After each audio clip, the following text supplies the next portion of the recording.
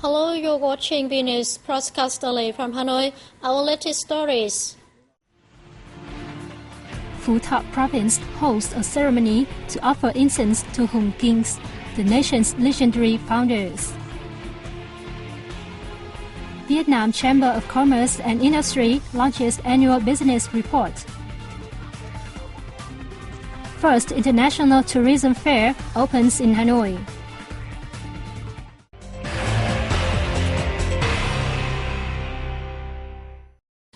A ceremony to offer incense to Hùng Kings, the nation's legendary founders, was held on April 19th, the 10th day of the third lunar month at the Hùng King relic site in the northern Midland province of Phú Thọ. The incense offering ceremony is part of the commemoration of Hùng Kings, known as the National Death Anniversary, which takes place from the 8th day to the 11th day of the third lunar month, with the 10th day observed as the major event. It has become a tradition that on these days, Vietnamese people, both at home and abroad, turn their hearts to the essential land of Phú Thọ to pay tribute to the national founders. Deputy Prime Minister Nguyễn Xuân Phúc, President of the Vietnam Fatherland Front Central Committee Huỳnh Đàm, and leaders of numerous ministries, branches attended the ceremony.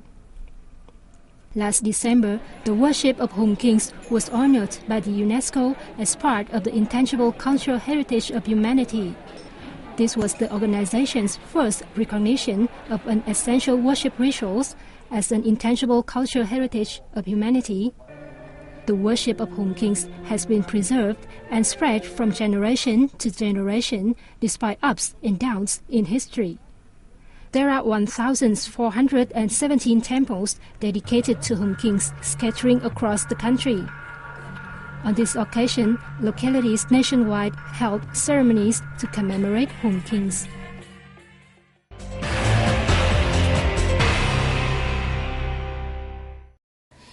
The Vietnam Chamber of Commerce and Industry on April 18th launched the Vietnam Annual Business Report 2012, which presents an overview on the domestic business environment.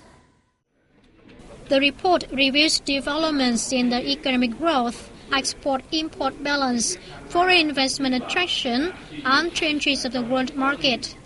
Speaking at the announcement ceremony, President of the Chamber Vũ Tiến Lập said, the report has provided a panoramic picture of Vietnamese business development during the 2002-2011 period, focusing on their transition, capacity improvement, especially in market access. In the report, the Vietnam Chamber of Commerce and Industry has made recommendations to policymakers on how to improve the business environment and suggestions for enterprises to raise their competitive edge. The report also reflects the business community's wish that the government will speed up administrative reform and build a transparent investment and business environment. According to the report, by April 1, 2012, the country has over 312,000 businesses, of which more than 80% are operating in the form of limited liability or joint stock companies.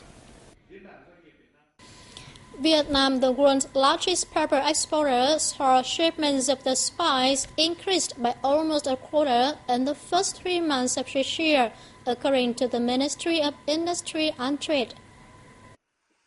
The country shipped abroad 39,000 tons of paper worth $261 million for a year-on-year increase of 27% in volume and 23.6% in value. The average export price was down by 2.7% to $6,644 per ton. The U.S. remained the highest buyer, followed by Germany, Singapore, and the United Arab Emirates. Vietnam has more than 50,000 hectares under the spice, mainly in the 6 provinces of Gia Lai, Đắk Lắk, Đắk Nông, Bình Phước, Đồng Nai, and Bà Rịa Vũng Tàu. Vietnam exports paper to 80 countries and territories around the world. The northern province of Thái Nguyên led 40 steps in Vietnam's 2012 Provincial Competitiveness Index. Meanwhile, Hanoi, the political, economic, and social hub of the country, fell 15 places to 51st spot. Our following report will give you a deeper view of Thái Nguyên success story. Thái Nguyên now ranks 17th out of 63 cities and provinces nationwide. Last year, it was in 57th position. Since early 2012, the provincial authority's goal has been to maintain the criteria that is successfully fulfilled in the previous year, while improving those that it took weak in, including business support services, transparency, and information accessibility. In 2012, the province promulgated a number of new preferential investment mechanisms to suit the real situation. We also continue to make reforms to improve administrative procedures. Considering businesses as important partners in the local socio-economic development process, Thái Nguyên has always worked with enterprises to tackle the difficulties and obstacles they face. As part of our pro-business efforts, we have held meetings with companies to explore their needs and difficulties and promptly found solutions. Thái Nguyên efforts to reform its investment environment have been appreciated by businesses. Local businesses always provide the province with a lot of feedback to improve its investment environment. Thái Nguyên investment environment has improved remarkably in recent years, especially in 2012. The province authorities are friendly to businesses. In 2013, I think Thái Nguyên should try to keep its position. Contrary to the success story of Thái Nguyên, Hanoi's results were disappointing. Despite its advantageous location, it fell 15 places to stand 51st out of 63 localities in the Provincial Competitiveness Index. On explaining Hanoi's failure, Do Anh Tuấn, representative from the 2012 Provincial Competitiveness Index research team, pointed out various reasons. As a powerful force in the country's economy, the city presents a challenge. With a large business community comprising of nearly 100,000 businesses, it is hard for the city to satisfy all investors' requirements. The contrasting stories of the two localities demonstrate that efforts and determination to improve the investment environment are the most important factors to increase the locality's provincial competitiveness index. It requires both political will as well as support of local businesses.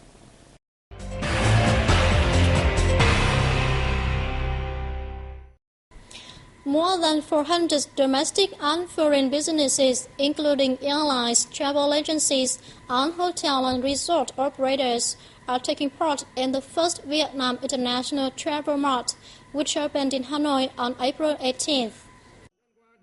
Addressing the opening ceremony, Deputy Minister Nguyễn Thiện Nhân praised the organization of the event, saying it meets the demands of both tourists and businesses.